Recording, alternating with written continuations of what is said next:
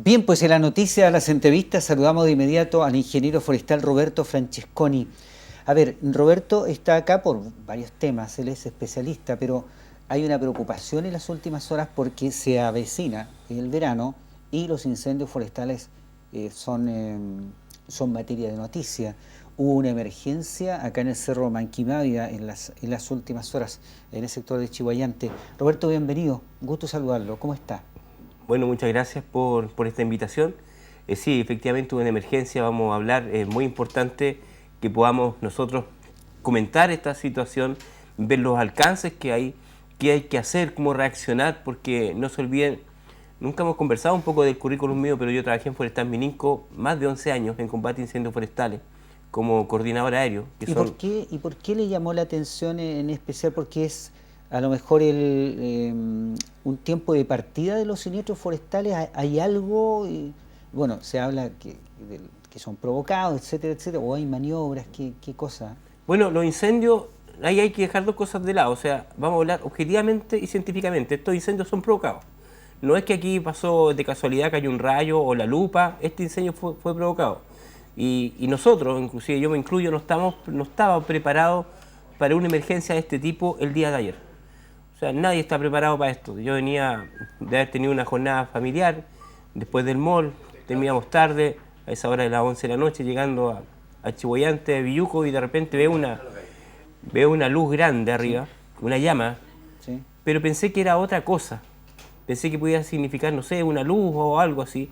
Y me voy acercando, encuentro incendio. ¿Cuál fue la primera impresión que le dio todo esto? Primero temor, porque el foco, el grande, para que se vea desde Villuco, ya venía a una superficie de 0,1 hectárea. Entonces primero la incertidumbre, saber si se están quemando las reforestaciones, la oficina, la casa, las cosas que están ahí, que tiene un valor científico enorme. Y cuando ya voy llegando, no es la casa, es el Parque Nacional, son las plantaciones. Entonces ahí ya viene, chuta, es más grave de lo que pensaba, pero todavía hay incertidumbre porque iba camino al incendio en la camioneta. Roberto, ¿qué sentido tiene? A ver, he escuchado autoridades decir que el 99% de los incendios son provocados. Lo plantea la autoridad, me imagino, con conocimiento de causa. ¿Qué sentido tiene provocar incendios? Qué buena que me hagas esa pregunta. En Chile, desde la llegada de la democracia, ya en el 91, 92, empieza un poco a jugar un papel diferente la Corporación Nacional Forestal y también la empresa privada. Se empiezan como a coordinar para poder trabajar en las faenas forestales, combate de incendios, las quemas en invierno y las plantaciones también. Entonces pasó de un momento que se hacía por vocación, acordémonos de la tierra en que vivimos, al sur del mundo, en que todos queríamos ayudar al bosque. Queríamos detener la erosión, queríamos detener las cárcavas, el embancamiento de los ríos, la vertiente. Entonces la vocación pasó de lado, empezó el servicio a primar. Entonces empezó esta modalidad de empezar a pagar a contratistas por hora de incendio en combate. Entonces pasamos de un valor hora, que era en esos años, del 97, 98, valor hora, digamos, 12.000 pesos. Y a medida que fue esto pasando los años, el Ejecutivo, el gobierno empezó como a decir, chuta, pero en realidad, ¿qué ganamos? ¿Cómo gana la gente? Empezaron a incentivar el pago por hora trabajada en incendio. Y ahí todo se disparó. El otro día hubo unos operarios de CONAF, ¿no es cierto?, que fueron detenidos, cuestionados, imputados, formalizados por esa situación, sí, por provocar incendios, y lo dijeron ellos en entrevista, que era para cobrar horas extras. Sí, es por eso, porque resulta que ahora se disparó más, porque en este gobierno duplicaron y aumentaron los bonos de pago por el combate de incendios a la Corporación Nacional Forestal. Pero eso es un salvajismo. Es un salvajismo porque lo que están haciendo ellos es, chuta, ellos no ganan por estar parados, CONAF no gana por estar en la unidad sin apagar incendios. Ellos tienen un base, digamos un número, 500.000 pesos mensual. Pero si combaten una hora de incendio, esos 500.000 pesos suben a 600. Si son 2 horas, 3 horas, 4 días, 5 días, pueden llegar a facturar hasta 1.500.000, 2 millones, el con menos rango. Pero si nos vamos al del helicóptero, el que cobra horas de combate, ese hombre gana millones de pesos. Entonces ahí se distorsionó esto. Cuando empezamos a pagar por hacer algo que era algo que nosotros defendíamos con el alma. Yo jamás he cobrado un peso para pagar un incendio o plantar un árbol. de las cosas que yo hago del voluntariado, no se me ocurría pasar por la cabeza. Diferente es el oficio que uno hace. Pero cuando esta figura cambia, cuando decimos vamos a redoblar los recursos para este año en combate a incendios forestales, lo que está diciendo el Ejecutivo es decir, vamos a darle más plata por hora de incendio que haya en Chile. Y eso nadie lo dice. Si ustedes hacen un ejercicio, hoy día yo no aparecí en ningún medio de prensa regional y nacional, excepto TV8. No salí, no lo voy a nombrar, pero no salí a pesar de que yo denuncié el incendio. Aquí estamos llamando a las fuerzas vivas, estaba llamando a carabineros, a CONAF, a bomberos, estaba 1 hora arriba. Si podemos tocar si es que había gente o no, porque había gente, pero en ningún medio de prensa salí. Entonces le doy las gracias a TV8 de estar aquí y a las personas que puedan ver este canal, porque se está pagando por combatir el incendio y no iba a ser así. Roberto, cuéntenos, ¿usted siente temor por lo que puede pasar este verano realmente en torno a los incendios forestales? Yo siento un tremendo temor y lo he venido diciendo porque este año pasó algo que no había pasado hacía muchas temporadas atrás, que este año fue un año muy lluvioso.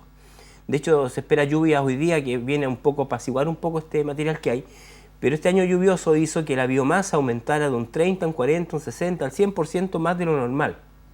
Entonces tenemos retamilla, tenemos pasto, hay la quila, que tiene unas dimensiones de selva. O sea, este año el matorral nativo tiene dimensiones incalculables, entonces no son cosas que dependan ya de uno, sino el pirómano, porque una enfermedad, que al pirómano que le están pagando 100.000 pesos por hora de combate, decir, chuta, ¿qué me cuesta ponerle un fósforo? Y este fin de semana tenemos $500.000 de pesos y nos van a pagar.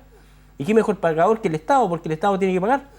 Entonces, ahí está el problema. El problema está que las personas que están trabajando en los organismos pero esenciales del país no están por vocación. Y eso hay que decirlo. Hay que decirlo porque está causando problemas en Chile. Hay 2 detenidos de la Corporación Nacional Forestal. El año pasado hubo otros detenidos más. Entonces uno dice, ¿cómo una persona con el uniforme de CONAF puede estar detenido por hacer un incendio? A mí no me cuadra.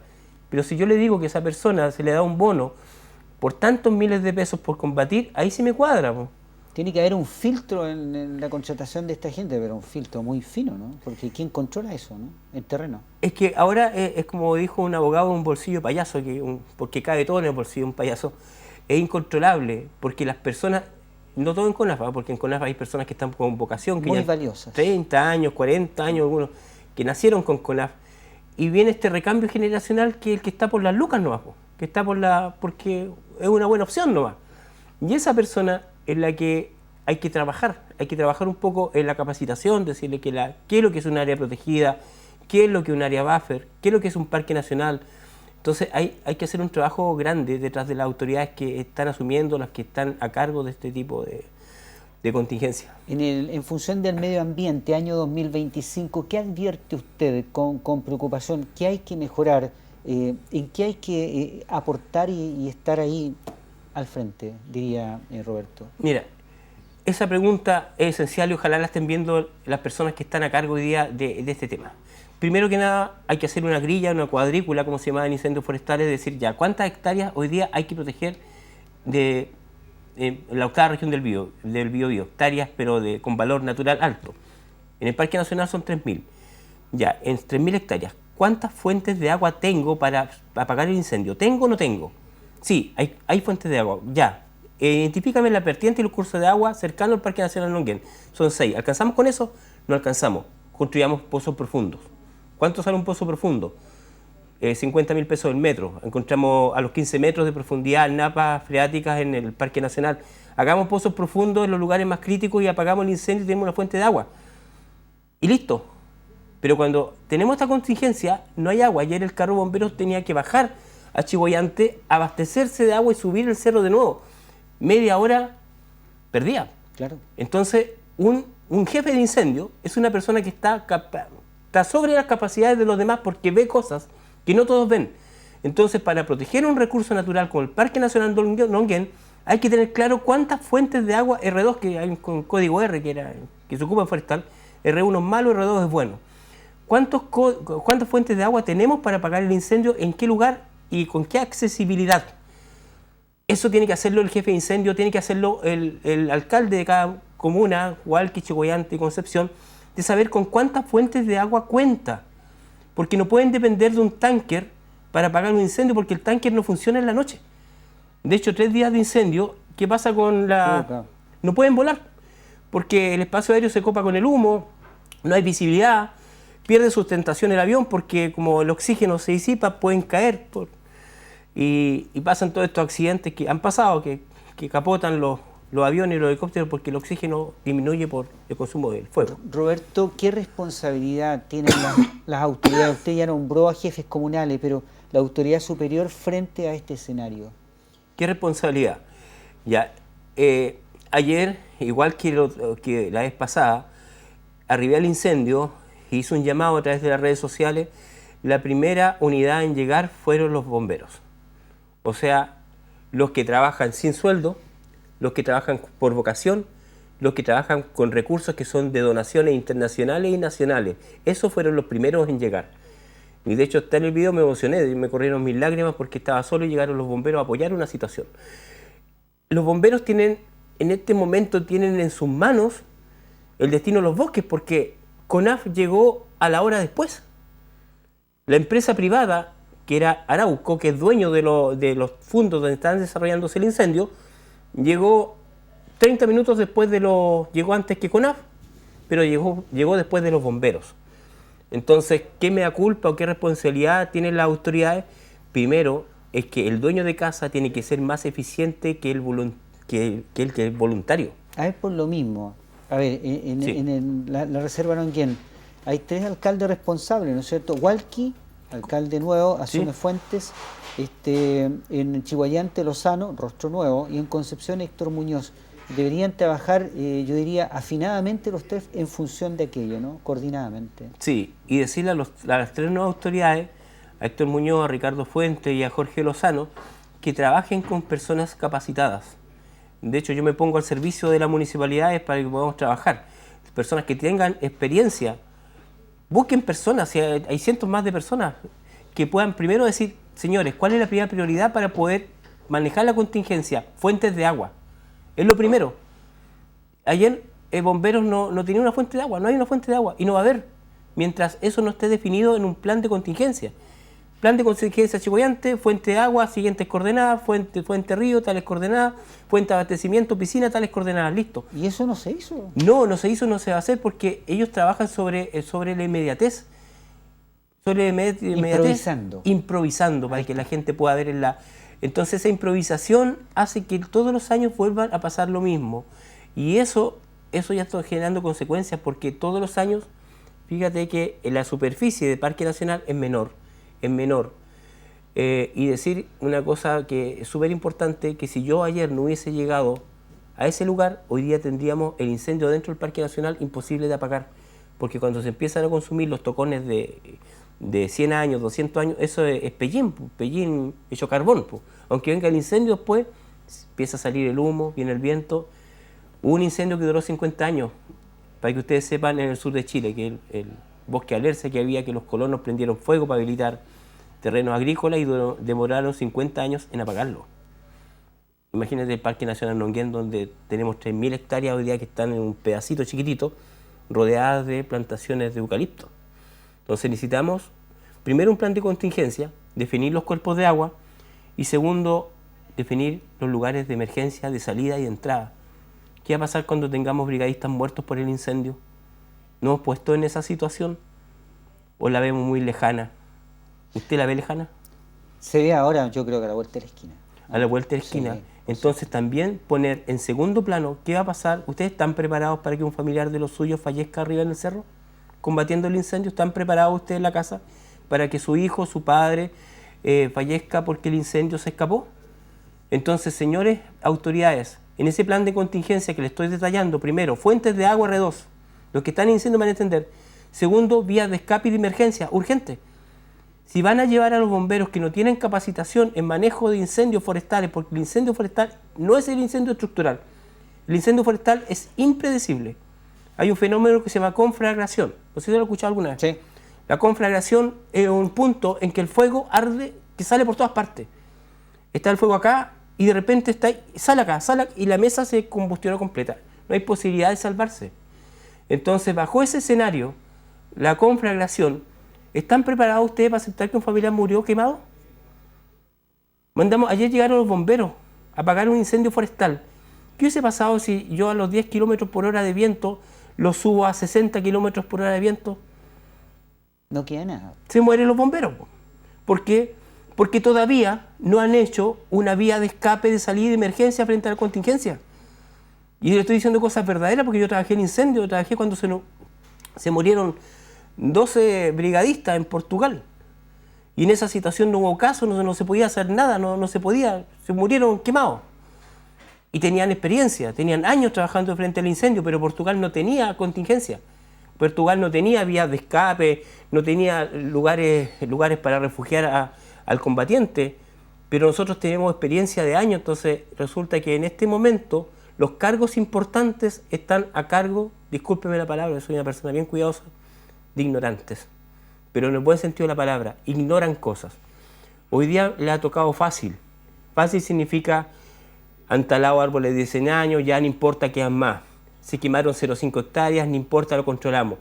Y cuando fallezcan 12 personas, ¿qué van a hacer? La prevención es adelantarse a los hechos, eso es lo clave, ¿no? Claro. Pero ya estamos un poco sobre la marcha. Sí, estamos sobre la marcha, ¿por qué? Pero todavía es tiempo, porque va a llover. Entonces decirle a estas 3 autoridades que esto no es un juego, que primero definan los lugares de fuentes de agua R2, fuentes de agua donde yo puedo ir y puedo cargar agua para contener el incendio. Segundo, vías de escape y de emergencia, pero las necesito en el mapa, no las necesito en la cabeza, cosa que cuando vaya las brigadas forestales o los ciclistas o los que practican trekking sepan que a 100 metros hay un área de emergencia despejada donde ellos se pueden refugiar mientras los salvan. Ahora, lo importante es que usted está disponible, ¿no es cierto?, si se requieren sus servicios. Siempre he estado disponible. Lo que pasa es que está ese sentimiento que nunca reconocen nada. Pero yo creo que la gente, las personas de la casa, las personas que me ubican, a los que siguen por años mi trabajo, lo valoran, me respetan. Alguien hoy día dijo, Roberto, no está en los medios sociales por lo que pasó ayer, pero sí nosotros se lo agradecemos. Pero yo ahora quiero que ustedes también este programa a través de TV8 lo puedan difundir y decirle a sus autoridades, a Jorge Lozano, a Héctor Muñoz, a Ricardo Fuentes, necesito que ustedes planifiquen fuentes de agua junto con las autoridades de la emergencia R2 para las comunas.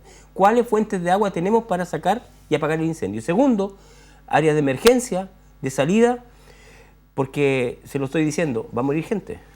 Se lo estoy diciendo porque este año hay mucha, pero mucha biomasa, demasiada biomasa, y todavía no llegamos a enero. Piense que estamos en noviembre, ¿cierto? Sí. No llegamos a enero. Siempre. ¿Qué va a pasar el 1 de enero? Que se registran las temperaturas más altas de Chile en la 8ª región. El 2 de enero, el 3 de enero. ¿Estamos preparados para ir a apagar un incendio el 3 de enero al Cerro Manquimávida sin tener una fuente para refugiarnos? Yo creo que no estamos preparados, ¿cierto? Roberto, usted queda invitado cuando usted lo considere a seguir hablando de estos temas que son tan urgentes, tan necesarios de conocer y principalmente para las autoridades tan imprescindibles de resolver, que es lo principal. Así es que muchas gracias por su tiempo. No, muchas gracias a usted y gracias a todas las personas que me siguen, que valoran este trabajo. Agradecerle a usted, a TV8, que ha sido un medio que constantemente me ha abierto sus puertas, y decirle a las autoridades, le han tocado fácil, no ha tocado fácil. Ahí habían personas arriba, una me tiró un objeto contundente a la camioneta mientras yo estaba transmitiendo, atentaron contra mí, pero como las cosas no me afectan mucho, estoy aquí nuevamente de pie, hasta la hora, ¿qué hora es? No me ha llamado CONAF para preguntarme los inicios del incendio, tampoco la famosa Brigada de Investigaciones que está investigando las causas del incendio, y eso lo encuentro grave porque todo a la chacota.